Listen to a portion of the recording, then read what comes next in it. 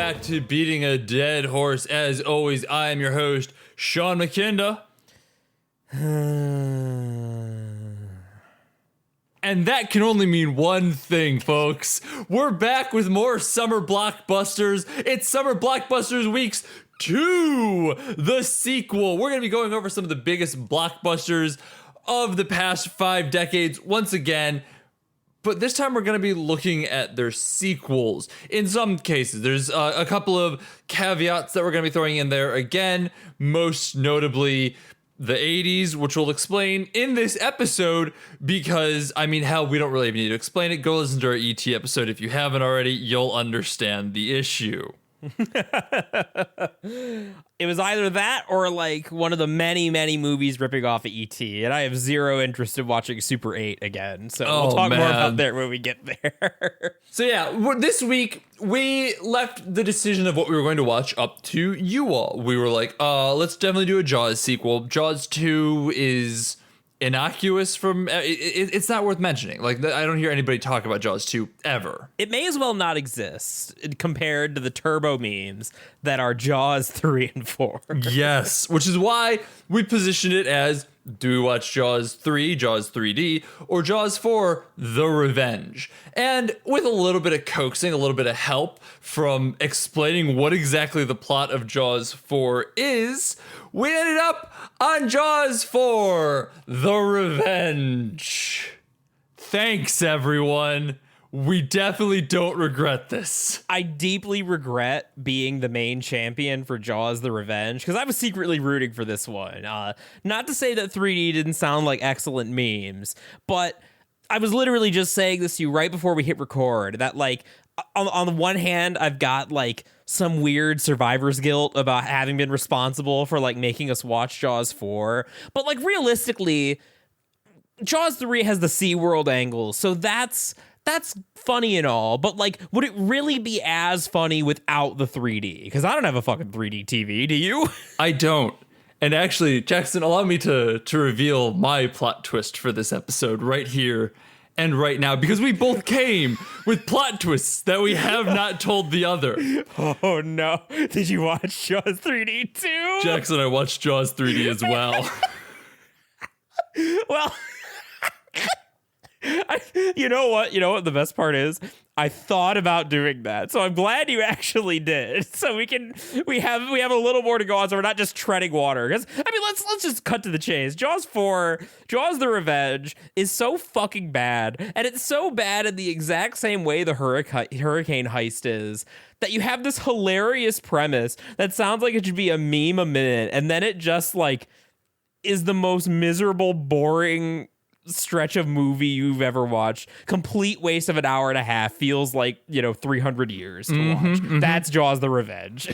And let's talk about what Jaws the Revenge is, because let me put it this way. If you are in the anime sphere, I can express it as it's the Dio versus the Joestars. That's what Jaws the Revenge is. If you're not, and you're like, Sean, shut the absolute fuck up. What is wrong with you? Jaws the Revenge follows the mother from Jaws 1 as she is now positive that sharks are attacking the Brody family.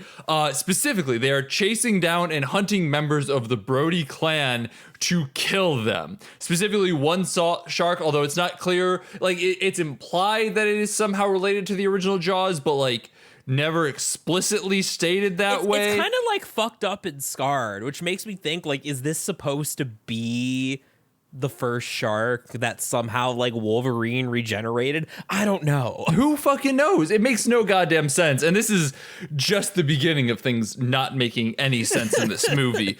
But it chases this family down to the Bahamas, and it turns out that the mother apparently has like some psychic connection with this fucking shark, and it is in fact hunting down members of the Brody clan, and she's not crazy, and it's actually doing this and describing it. Tell me that doesn't sound like a great fucking romp of a time to watch. Tell me that doesn't sound like an absolute masterpiece in B-schlock nonsense. You're wrong. It's terrible. You're so wrong.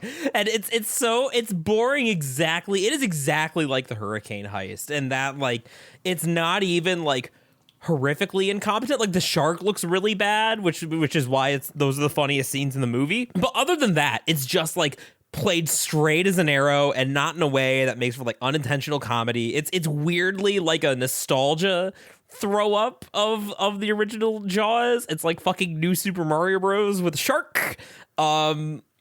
Terrible, just terrible. Boring, dull. And this movie, my twist, I guess I could reveal it now, doesn't have nearly as many far-reaching implications on how this episode's gonna go down as your twist does. But my twist was that like I paused at one point and I sat back down, like after like grabbing a snack or whatever, because I need a mental break from just the monotony of someone sitting around in a room going, "What if the shark was coming back for us?" And then someone says, "That's crazy talk, Michael and or Mom. The shark cannot come here to the Bahamas, and there's more than one shark in the world." By the way, this is a 90-minute movie. I want to stress how short this movie is. This movie is 90 minutes and like 37 seconds. I am not even exaggerating that number. It sits around that 90-minute mark almost perfectly. And the fact that Jackson, I don't know where this is going, but the fact that Jackson had to get up and take a mental break from a 90-minute movie. Oh my God. It's sort of the opposite of Jurassic Park in that way, that I paused Jurassic Park to go pee and like an hour had passed and I thought it'd been 20 minutes. It's, it's appropriate being a Spielberg knockoff and all. Anyway, so I paused and I saw like the shark. I happened to pause on a frame of the shark looking stupid, and I had myself a little chortle, but then I thought back all the way to my non sequitur in our episode on the original Jaws about how Sephiroth was at least slightly based off of Jaws. Oh no! and no! Oh no! And just with the image of that shark and Sephiroth's "I will never be a memory" line, because that's basically the shark's motivation. The shark basically is Sephiroth from Advent Children in this. So you want to know what I did? This is a beating a dead horse first. I made watching the movie into a game. I didn't like play a game while I was watching the movie. I didn't like pull out and start grinding Pokemon. I've done that before. But what I did was I decided that after I had made that connection, I pulled out my phone, and every time the shark was on screen, I played One Winged Angel, and it made the movie 1,000 times more engaging and funny. Oh my God, my dude, I am relieved because I didn't know where that was going, and that is far better than I thought. Like, I thought you were about to like subject our audience to like, so I took it and I re-edited the entire movie to feature Sephiroth in all locations. I was very tempted to make the Jackson Keller cut of Jaws the Revenge of like all the funny parts with One Winged Angel in the background, ending with that clip of like putting Cloud's voice over the mom of like, "Stay where you belong in my memories." That him doing the line before it explodes for memes. I was too lazy though, so it didn't happen. The other thing is that I am incredibly jealous that you found a way to make this movie tolerable. It was a surprisingly, once I keyed into that, because that was about the halfway point, I was like giddy. I like had my phone out. I was like, my finger was hovering over the play button whenever they were on the water, and it made for some good memes too. Like it happened to line up during that part where the song's like burr burr burr burr burr burr burr burr burr burr, like that build up at the end, like it was when the shark was zooming in. It's the last thing before it gets gored by the ship. Made for some good memes. It made for a good time. So if you're gonna watch Jaws the Revenge, which you shouldn't, this wasn't fun enough, try and time it so that you are playing One Winged Angel only while the shark is appearing. Like when the shark is not on screen, you have to pause it, and you have to try and time it so like as soon as the fin appears, you get it going. It's a simple game, a game for a child, but it is more intellectual stimulation than watching any minute of Jaws the Revenge without assistance. Sam and I talked about this, I think, when we were watching Jaws. Like,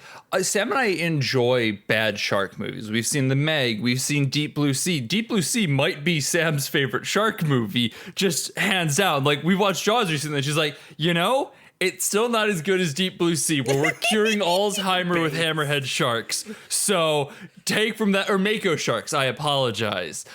Take from that what you will. Mako energy, you know, lots of Final Fantasy in sharks. No.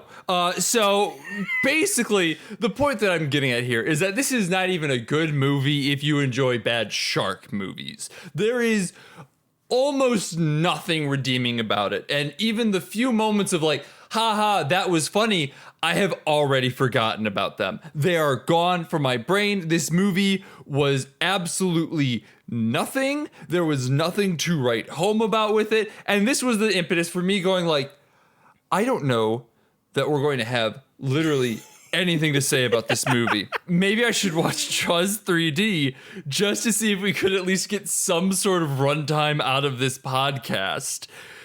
So I guess I'm going to talk about Jaws 3D for a minute before we get into spoilers with everything. Please do. I guess I'm curious. Was it good memes? No. Jaws 3D is almost as bad as Jaws the Revenge. It's great because right before we were recording this, you know, my mom was in the family room watching TV. I was grabbing a glass of water. She's like, "What are you talking about this week?" I'm like, "Oh, Jaws the Revenge. It was terrible and not even like funny." She's like, "Oh, I saw Jaws 3D in theaters. It was garbage." Yeah. No, it sucks absolute shit. And honestly, I do think that I don't remember if you mentioned this in the podcast or if this was in the pre-discussion about the fact that the 3D effects don't really work outside of having 3D glasses, which obviously we don't have. But all it really does, the impact that has on the film is that there are some scenes where it's a little bit blurrier because you can see them like digitally removing the red and blue lines and realigning it and everything like that. And that's fine. It's not that big of a deal. It's kind of goofy sometimes. But what really showcases is how bad the green screen looks when you try and like, wow, it's coming right at you. And just how miserable that is. And that is very, very good. Very, very funny. However, watch the last 10 minutes of the movie, and that's all you need from it. The rest of it was just as long, just as boring as the Revenge. It is so miserable. And to put a point on it, if The Revenge is a bad, uninteresting JoJo's Bizarre Adventure, Jaws 3D is a bad, uninteresting Jurassic Park. Neither of these movies understand what makes anything else in Jaws, in JoJo, or Jurassic Park work, which is to say, characters. Yup. And so you spend the entire time not caring about a single person in either single one of these movies. Listen, the opening of Jaws 4 features one of the Brody kids dying. And to be clear, I forgot that there were two Brody kids in the original Jaws. That's how little of an impact they had on me. So the fact that they're like, nah, fam, we're going to double down on them in both Jaws 3 and 4 is insane to me. But also, I lost track of which one died at the beginning of Jaws 4 and actually had a couple of discussions with Sam while the movie was ready to be like, wait, was Sean the older one and was he the one who died, or was Michael the older one and he's the one who died? I could not get them straight. No, Jason's the one who died. Jason's the one who died. Yeah, he got hit by a car. Right. That's a Heavy Rain reference for all you out there. Enjoy. I couldn't resist. I couldn't resist. Anyone who's still listening to this fucking show knows what we're about. Damn. Yes. Yeah, so Jaws 3D is also incredibly not worth it for the exact same reason where they just overlooked making anyone a character worth caring about. No real broad, interesting themes about it. Like there's some weird, you could make a comparison Jurassic Park in the capitalistic, like, oh, we have to have a shark in here and that's what makes it go wrong. But even that is so tenuous and so barely there that it's not interesting, on top of characters who, again, there were just so many people that looked exactly the same. I lost track of who Michael was in the movie because Michael is, again, the main character of Jurassic Park 3 or Jurassic Park 3, Jaws 3. So it's literally the same. it's literally the same, except Sean's alive in this one. So good for Sean. Yay me. But oh god, I genuinely like. There's so many just 70s ass white dudes that I just lost track of. I'm like, was that Sean? Was that Sean? And he's played by Dennis Quaid. So like, the fact that I lost Dennis fucking Quaid says a lot.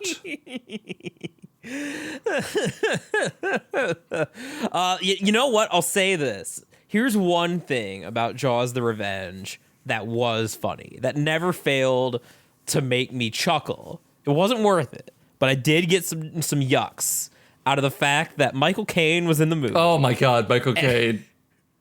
And not only was Michael Caine in the movie, every single line of dialogue he had was like his speech from The Dark Knight, where he's talking about like some men want to watch the world burn. Like when I was in Burma, I went and took a couple of mates. Every single line of dialogue, someone would be like, "Hey, Michael Caine, what do you think about salad?" Or he's like, back when I drove a taxi over in Trinidad, I ran into some mates, and it's like, what is happening? Like, why are you talking like this? This is beautiful.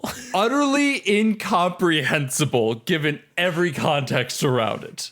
Also, his name is Hoagie, which never made me not laugh. So Michael Caine is funny. He also has a good jape about being in this movie.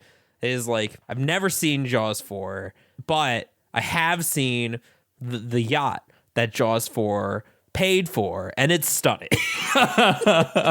So good for Michael Caine, except not good for him. I think this movie actually set his career back pretty significantly. Yeah. If I was reading that right.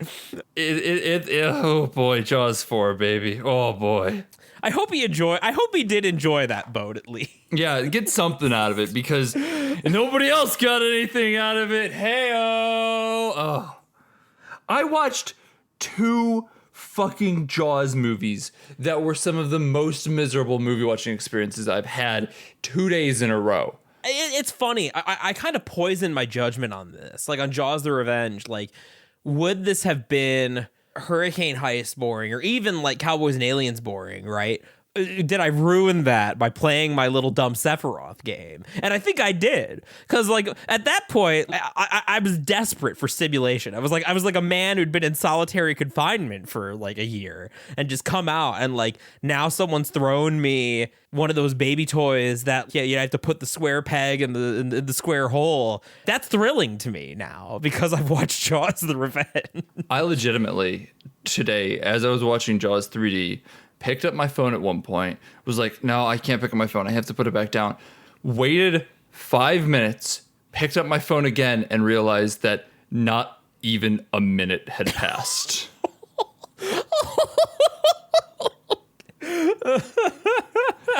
Jaws 3 is an hour and 39 minutes long. It is also very short. I think I lost 2 years of my life to each one of these movies.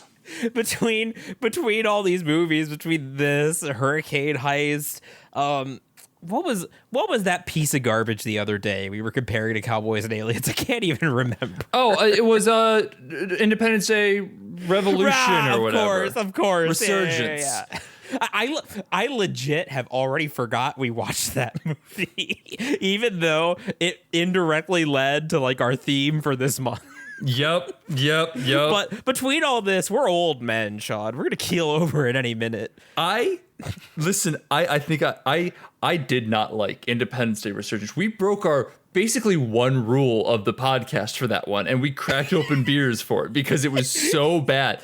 I genuinely think I like it less with each passing week because it led us to this point, Jackson. It led us here. We have arrived here because of Independence Day Resurgence. I watched Jaws 3D to try and make this podcast not 5 minutes where we both clock on, go, hey, that sucked, right? Yep. Anything else to add? Nope. Done. And instead, I watched Jaws 3D to add 10 minutes to the podcast. I don't know what the fuck we're going to talk about in spoilers here.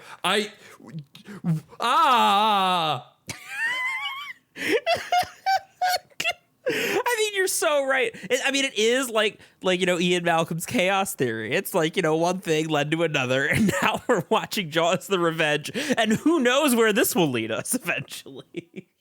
It's insane to me. I was talking to Sam about this, in that I had this incredibly bizarre awareness of Spielberg's sequels, and like not necessarily even his sequels, because like I've now seen Jurassic Park 2, haven't seen Jurassic Park 3, Jurassic World, Forgotten Kingdom.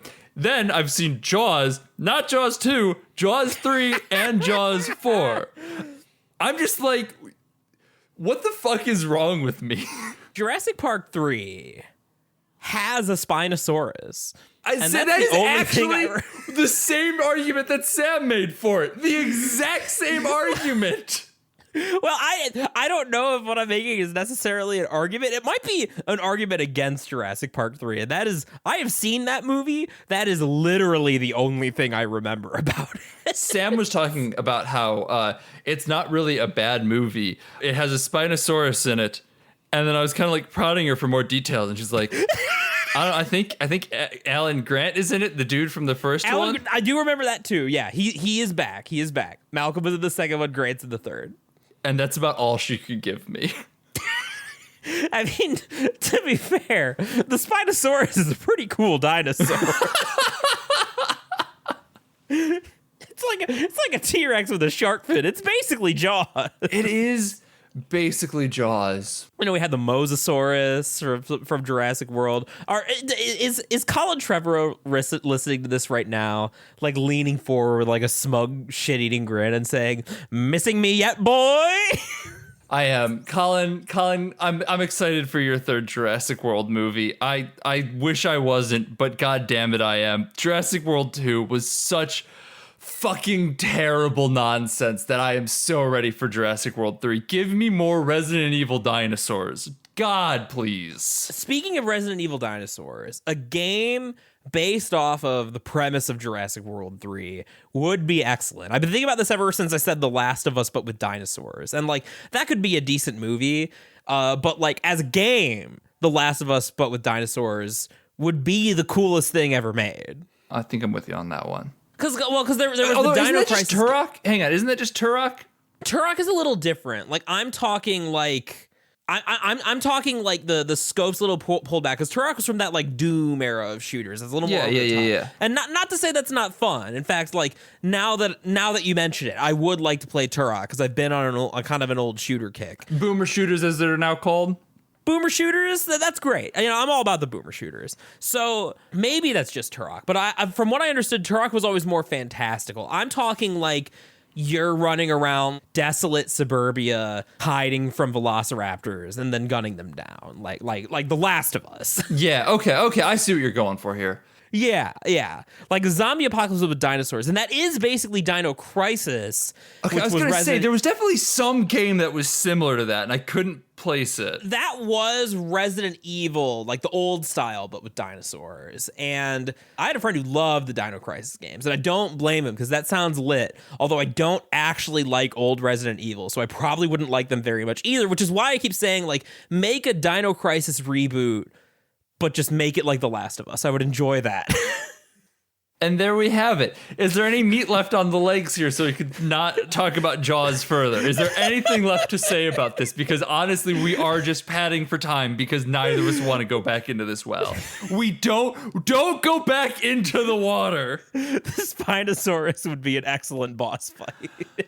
If you're enjoying the podcast, follow us on Twitter at BADH_cast. Support us on Patreon, patreon.com/BADHcast. Next week, we're trying to figure out what we're going to do here. We're getting into spoilers. Don't worry. The podcast isn't over. If you're like, oh God, they still have time left on this. No, we need to transition away from this because there's entertaining circling the drain and then there's just going down the drain. And I think we're just going down the drain here.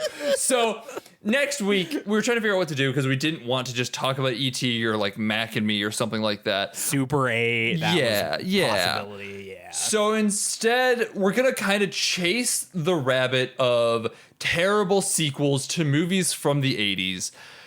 And that means we're going to Hell World, baby. It's not a blockbuster. It wasn't a hit. It's a cult hit all around. but we're jumping way ahead to Hellraiser 8 because, I don't know, man. Fuck off. Fuck you. It's our podcast.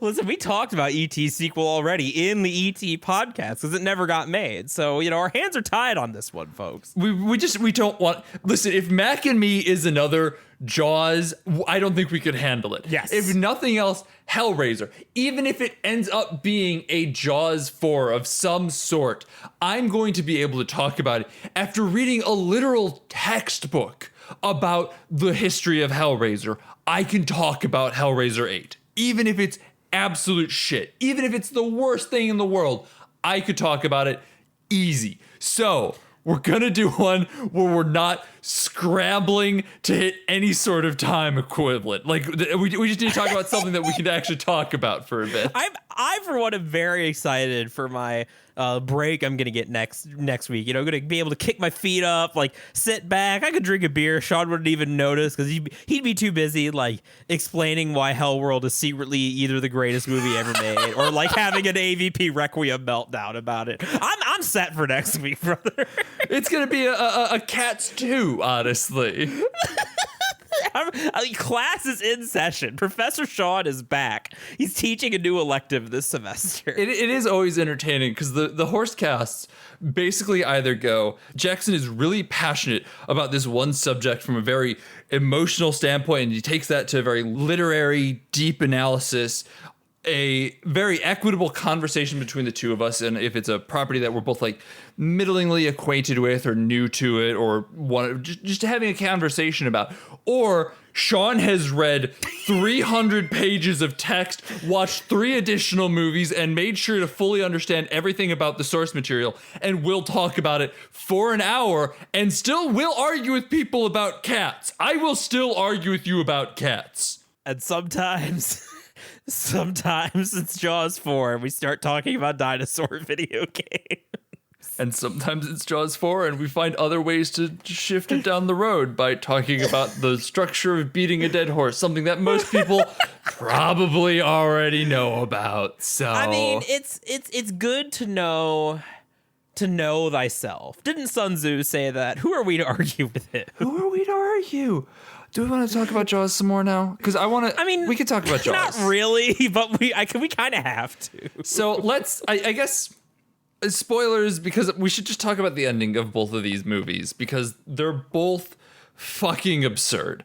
And let's start with the ending that we both saw, right? Let's start with Jaws 4. Yes. And let's start with the ending that, if anyone in their madness thought, before I listen to this episode, I'm gonna watch it too, probably saw. First of all, I am so sorry. God, I am so sorry that you sat through that movie. If there was anyone who was like book club style, like actually keeping up, like watching the movies with us, they have long since stopped doing that after the shit we put them through. We put ourselves through absolute nightmares every week, and I was looking at some of the trash on my Letterboxd account this week, and I'm like, man, we sure did talk about some just derelict fucking garbage. Mm-hmm. And it's not even, we don't even hunt for this stuff most of the time. It just like falls in our fucking lap. We like bad schlock trash, but like so much of this has just been like, let's talk about Jaws 4. Oh God, it's the most miserable movie I've seen in months. Oh God. It's not though, because we watched fucking Independence Day Resurgence. Yeah. I'll have forgotten I watched both these movies. So anyway, Jaws 4, the ending of Jaws 4. If you've seen it, you will know that it ends with Jake, who is Mario Van Peebles, putting on just the absolute worst Jamaican accent I have ever heard in my entire life. Holy fucking shit. It's an accent that he forgets he has sometimes very clearly. Oh my God. But it ends with him concocting this thing that like deals psychic damage to the shark once it's in its mouth, because like the electromagnetic, they mentioned it, that the electromagnetic pulses on Hoagie's plane, the metal on that is going to disorient the shark or whatever the fuck. So Jake, the Mario Van Peebles character, puts this flashing device that's designed to disorient the shark in its mouth and gets quote unquote eaten at the same time. And then it's up to our main character, Michael Brody, to disorient the shark to save his mother and Hoagie, who is still on the boat. And eventually he does so, but the shark explodes? The shark explodes after Mama Brody rams him with the ship, Captain Ahab style. And the shark explodes as if it was packed with C4. And my thought was like, oh, Jake wired something up to this thing that he shoved in his mouth. And so like it's a radio receiver between the thing that Michael is holding. And so it got close enough that it detonated it. And that made loose enough sense that like Sam's like, what the fuck happened? I'm like, I think that's what happened. And then we found out that that wasn't the original ending. And everything made so much more sense. Holy shit. The original ending still features Mama Brody ramming the shark like Captain Ahab, but in this case, that shark gets fucking impaled and looks like a clay monster made for a 1950s monster movie. And it is utterly glorious. It is so good, but I also completely understand why no one liked this ending, because it was fucking trash. The shark just like gets impaled, falls off the ship. Over. Yeah, drags the bow of the ship down, and then smash cut. We're all getting on a plane to leave the island. What I can't believe is that they actually bothered to recut the ending after a backlash of Jaws 4 of all things. It's like, homie, you sat all the way through Jaws 4. We got bigger problems than that ending, you know? Well, it was made before the international release, so I think they're trying to salvage some of them good European dollars. Well, didn't work. No, it didn't, because instead they bring back fucking Jake, who doesn't die despite the fact he got chomped by a shark really brutally, and he just like swims out of the water. Yeah, he just kind of tumbles into his mouth like and it gets chomped in half. I mean, hey, if Darth Maul can survive, then anything's possible these days. You know, you say that, but Darth Maul takes place in like a science fiction universe, whereas there's never all right. If we're going on tangents, I'm going on a tangent because this drives me nuts. There's never been a deader man in fiction than Darth Maul, okay? He got cut in half and plummeted like down a Mario bottomless pit. There's never been a more killed man. So, 2 notes. Number 1, I contend Emperor Palpatine, who was jettisoned into space and somehow came back, and as a follow-up to that one, hold on to your horses, y'all. We're going to have someone who has opinions on what Jackson just said on the podcast in a few weeks. Oh, no!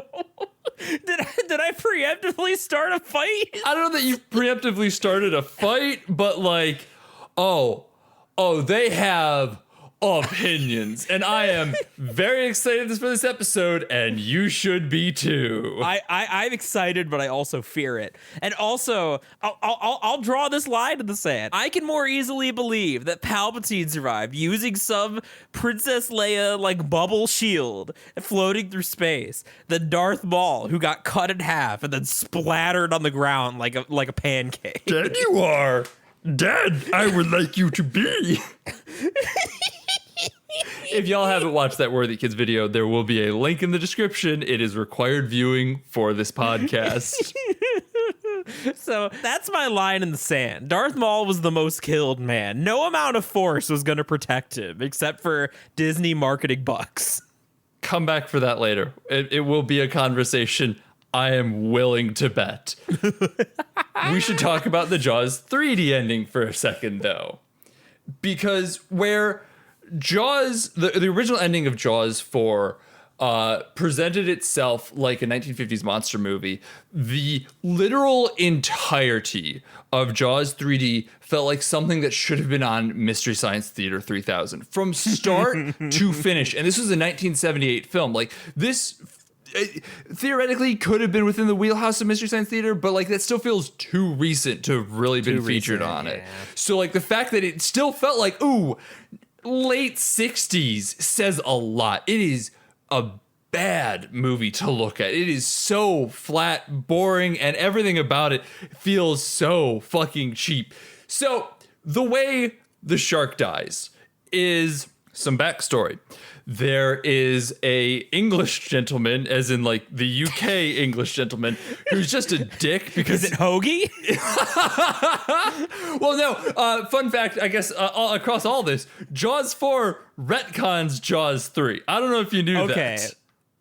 I think I vaguely had heard that, but I wasn't sure to what extent. Yeah, so. no, they are entirely different timelines. The Jaws 4 is where the hero is defeated by Ganon. Jaws 3 is where Ganon is killed by the hero. So So what you're actually saying is that Jaws 3 is Final Fantasy VII Advent Children and Jaws 4 is Final Fantasy VII Remake. yes, yeah, there. If you want to keep with the Final Fantasy thing, fuck it, why not? Nothing matters. It's all Calvin Ball. It's fucking the Jaws sequels, and not even Jaws 2, which is harmless at worst. Ugh. So this English asshole, right? I don't really know why, but he decides that he's going to go distract the shark that is in SeaWorld. And he's like following this rope, this lifeline, and the shark is just like slowly Pac-Manning behind him. Like the teeth are literally going, ow, ow, ow, ow, as it slowly creeps up behind him. And then all of a sudden the rope just snaps like completely inexplicably. Not the shark didn't bite this rope. There's no reason. It's just like it frayed and just it snapped. Sorry, you English asshole. So the shark continues to like forward, and a cut, and all of a sudden the English asshole is alive and fully inside the shark's mouth, like straight on fucking vor porn. Now Sam and I are like, what the fuck just happened? The shark must have stopped chomping and just held its mouth open for a couple seconds and filter fed this dude through it. But instead, we see some shots from the inside of the shark where the mouth's still just going, hump, hump, hump. So we're like, what the fuck? How did he end up inside this thing's mouth? What the absolute fuck is happening here? So that's what you need to know. He's inside the shark's mouth, and also he has grenades for some reason. This sounds amazing. Again, the last 15 minutes are okay. They are okay. And that is as far as I'm going with it. I promise you, it is not worth the 90 minutes leading up to it to get to this point. Even fair. as I am explaining this, it sounds way more exciting. Sam and I were still so ludicrously bored even watching all of this. We got like, what the fuck is going on with the shark? And then we didn't care anymore. That it's that bad. It's that boring. So this man gets eaten by a shark. There's this whole other subplot where people are under the water. They need to fix a bunch of shit. Some dolphins come in and save these people by like beating the shark up, and like it looks like one of the dolphins got eaten. Again, don't get excited. It's not as exciting as it sounds. I'm sorry, you're making this sound so good. It sounds like it should be. Don't watch it. I am not kidding. I'm not gonna watch it. I got better things to do. General warning for everyone who is even remotely like, maybe I should watch Jaws 3. You shouldn't. Oh my God, do not. Fuck me. So this dolphin comes in, saves the day. The shark looks like it eats the dolphin and then moves on. Meanwhile, Michael and his girlfriend, whose name I don't remember because everyone in this movie is interchangeable. And the only reason I remember Michael and Sean is because I've heard them 2 days in a row. God damn it.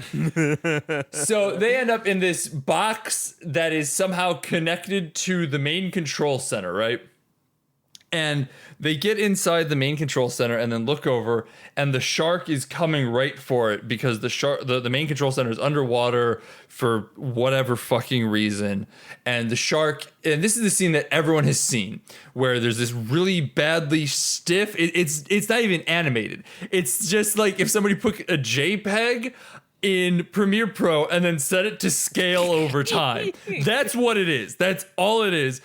And it gets closer and it looks so clearly green screen in until it hits the TV, quote unquote, and glass shatters everywhere. If you've seen any screens from Jaws 3, you have seen this one. I guarantee it. I've seen that one, yeah. So it explodes in and water just instantly floods in and just like everyone's underwater.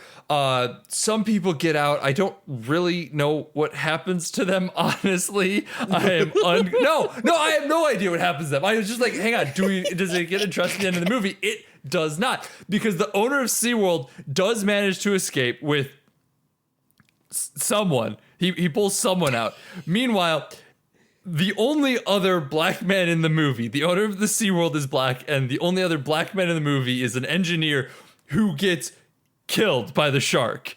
So that brings our death total up to like 3, including the dolphin at this point. However, the English dude is still in the shark's mouth. So he has killed this black dude, and the English guy is still in there for some fucking reason. So they're like, oh, look, we can see the grenade in the dude's arm that's still in the mouth. So they have to get like a big stick and pull the pin on the grenade so it explodes.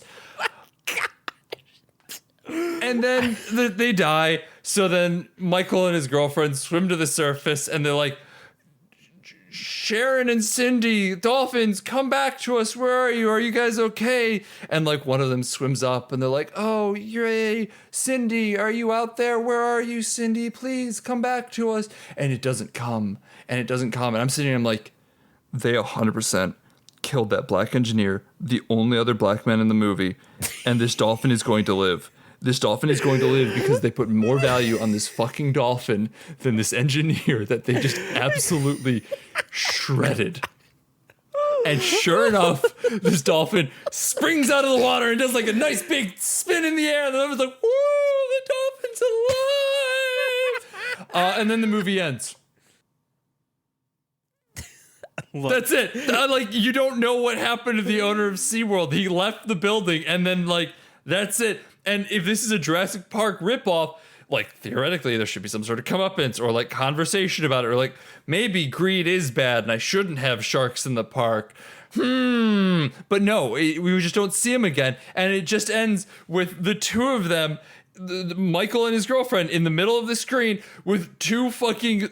You know those old GIFs of the baby dancing that would appear on like Web 1.0 websites? Yeah, the dolphins look like that on either side of them, just like still. And I don't know why they did it. Oh my God, it is so insane. And it is so bad. Again, it's not worth it. How, after that whole description, is this movie not worth it? I was about to say, Sean, like you have unwittingly just given the greatest defense of Jaws 3 there's ever been, I think, by just describing all of that. It was somehow still incredibly, very, very boring.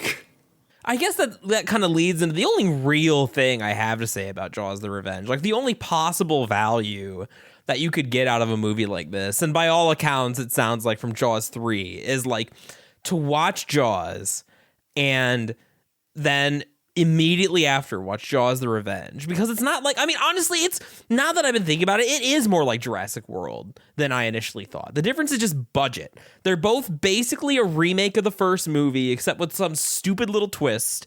And the only difference is that Jurassic World has the full modern budget. Otherwise, like, it's visually, neither is very clever. Jaws the Revenge is cheap. And that is notable in and of itself, because Jaws is like blockbusters.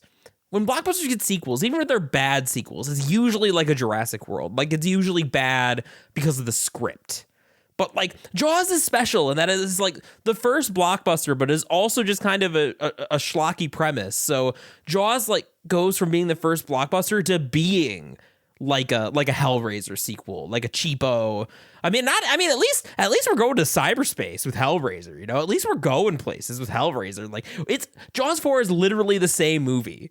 And I hate it so much. And the only value anyone could get out of it is if you are particularly interested for whatever reason, be that criticism or like you want to get into film, like on the visual level, just like studying and breaking down in detail, writing an essay for Professor Jackson about why the original Jaws is a masterpiece of visual storytelling and why Jaws the Revenge, despite being the same movie, is just, you know, a completely unengaging, boring waste of fucking time. That's a intellectual exercise. That's the only thing you're ever going to get out of it. You got to bring something to Jaws 4, whether that's studying your craft or Sephiroth. You need one of those things in order to get anything out of it. There is one scene in the entire movie that I think is actually good enough that it could have been in the original Jaws. And that is when Mama Brody swims out in the ocean and has that like agoraphobic panic attack. And that does a really good job of exploring like why you would be afraid of the ocean in the same way that Brody was in the first movie, when you just like look out and see all this open water and you're like, there's something out there and I don't know where it is, but it wants to kill me, I guess, which is an insane thing to say about a shark. But like, there's a fear to it. Like that's actually a really good way of expressing this anxiety, especially because agoraphobia is something that you don't really see as much in movies. The claustrophobia is way easier to express. So like this agoraphobic shot is actually really fucking good. And then it turns out it's a dream. Yep. Excellent point, Sean. Well made. Take notes, fellow students. I hate this movie. I hated both these movies. They were so long. They were so boring. They were literally, both of them together were under the runtime of Seven Samurai. I know. God! I know we keep using Seven Samurai as just a reference point, and it is almost like hacky film student in a lot of ways, because it is just obviously unapologetically a masterclass in filmmaking, but it is a long fucking movie, and it is a good reference point when we say this movie is 90 minutes long and it felt longer than the 4-hour epic of Seven Samurai. Both of these movies together are 3 hours, and they are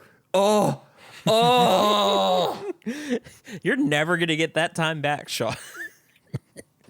It's gone. Dust in the wind. Jesus Christ. Oh my God. The more I think about it, the more I am convinced that Jaws 3D, though, was a 60s movie that they accidentally released in 1978. Well, Jaws 3, one of them, I don't know if it was 2 or 3. I don't think it was I think 4. it was released in 83. I apologize. Okay. But one of them was like, it was a solo situation where like someone, the screenwriter, that was like told, all right, shit out of Jaws 3 for us. And they were like, this sucks. I hate my job and I hate everything about this. And they made it like an Airplane style spoof.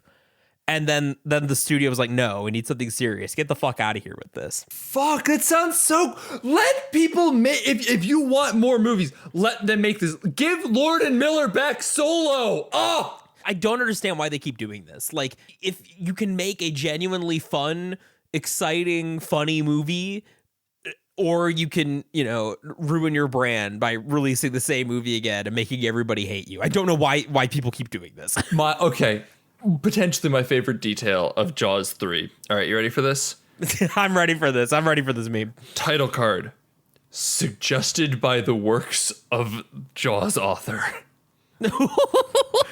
Not inspired by, not based on, suggested by.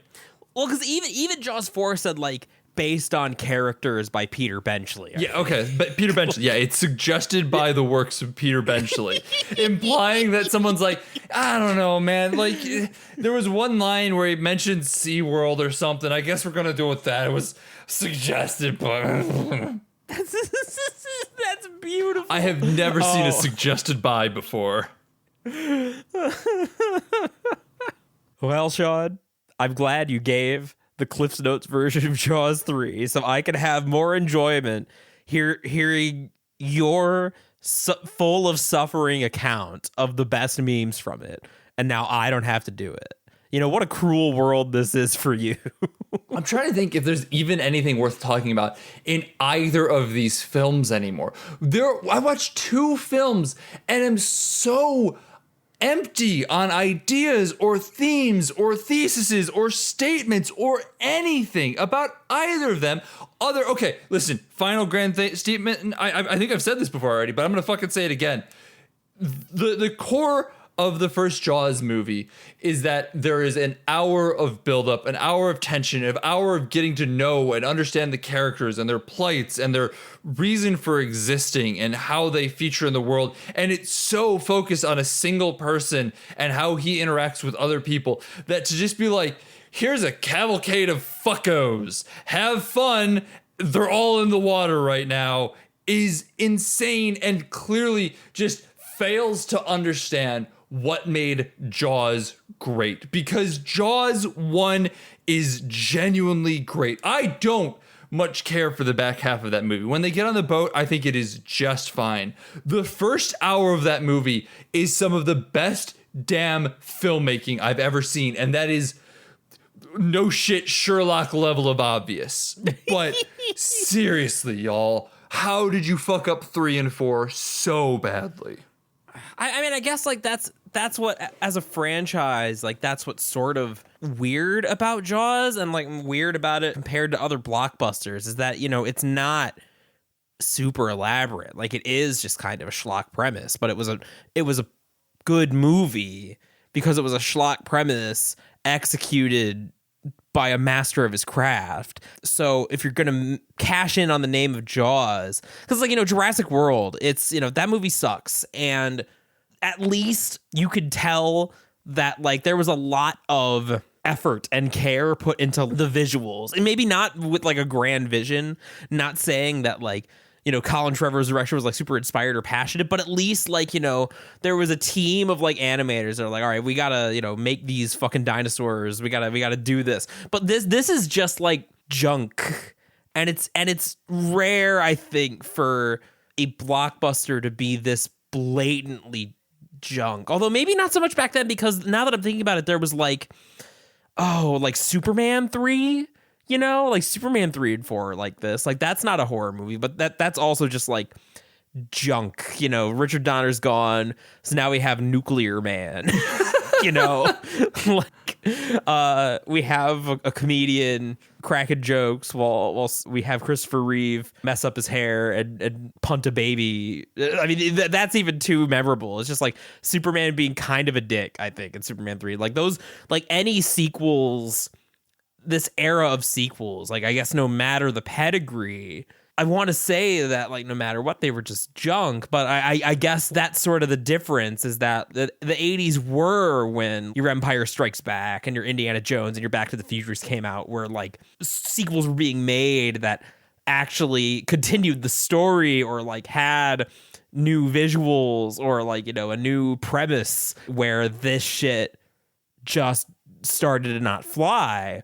I guess a theoretical question to noodle on, and I mean this is a broad stroke statement that is being made admittedly without a whole lot of research ahead of it, but just something to kind of question is, I wonder if this kind of goes in cycles of sorts, because the 70s we definitely had a lot of like junk sequels being made into the 80s, whereas the 80s started to take on like a, hey, we can do more with these characters, we can get more into trilogies and whatnot. And then we hit the 90s where it's kind of started to go back again, because you get the Matrix and the sequels, which I'm not going to touch. I haven't seen them. There's actually a large contingent of defenders that are coming out of the woodwork on those, but like I can't think of as many clear-cut 90s sequels that were as beloved as something like the Indiana Jones sequels or the Star Wars sequels. I mean, fuck Star Wars, obviously.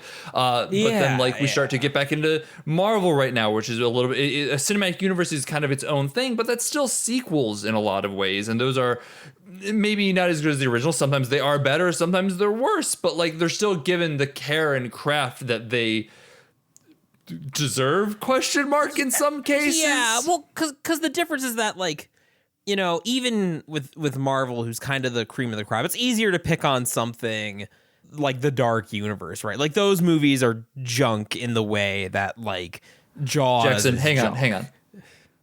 That movie. That right as I said it, I realized my mistake. I'm glad you pointed it out.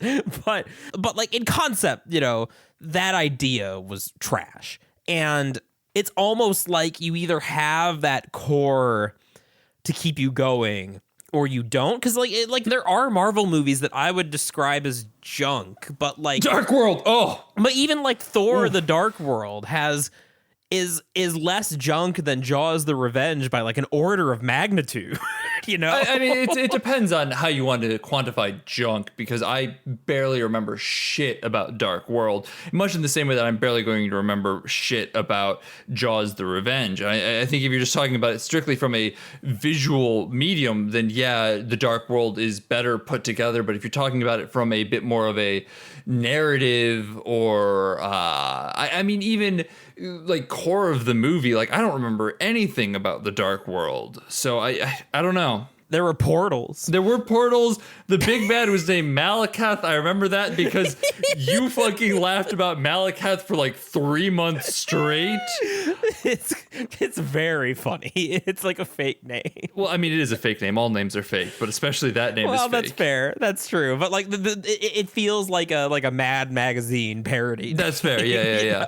But I mean, that's what I'm getting at. It's like the reason I happily coughed in a Dark World is because I think that Dark World is fairly, I guess, I don't know if this is fair or not, but like almost equivalent to something like a Jaws 4, in that Thor already was kind of a property that people didn't really care about up until Ragnarok, where it got reinvigorated because Taika Waititi is great at what he does.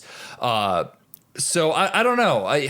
The Dark World is just so infinitely disposable in my eyes, much in the same way that Jaws 4 or Jaws 3D were. The Dark World is disposable, but it also like came stuff that happened in that movie ended up mattering pretty hard in Endgame. That's fair. Yeah. Even just on like a literal plot level on the grander project of the MCU. Conceptually, it is less junk than Jaws 4, I guess.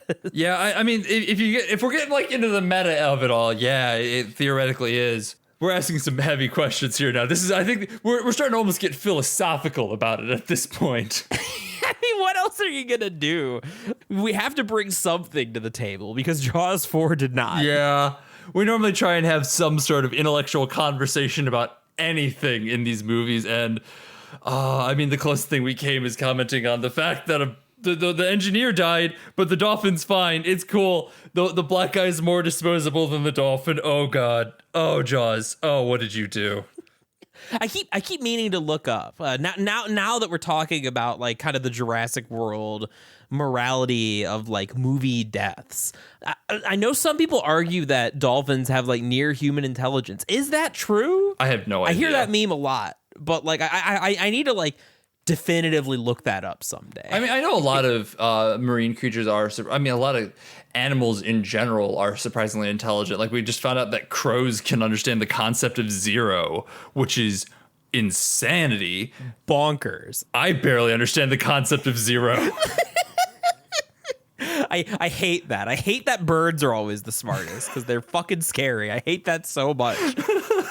My aunt had a crow. Mark her as one of their own by bringing her trinkets. Oh, that's so awesome! I'm so jealous. Fuck. I'm jealous, but I also fear it. Yeah, that makes sense on your point of view. Yes. But yeah, I don't know. Dolphins are supposed to be pretty smart. I know octopuses are also supposed to be really smart, but takoyaki is delicious.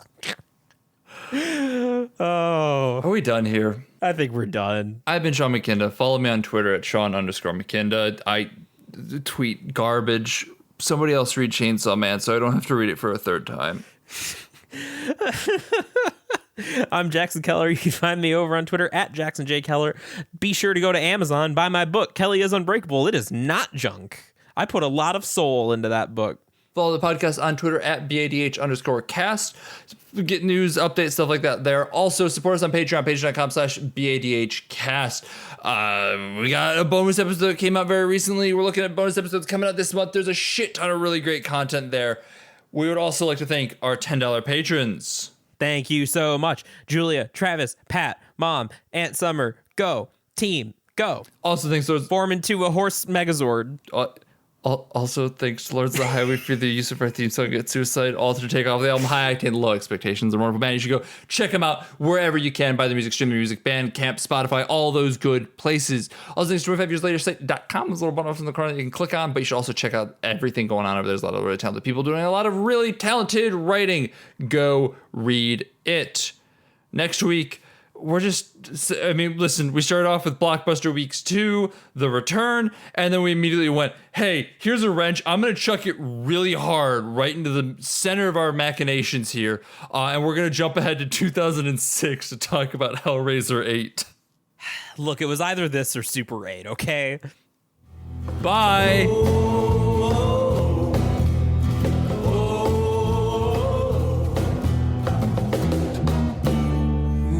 Don't you go into the ground.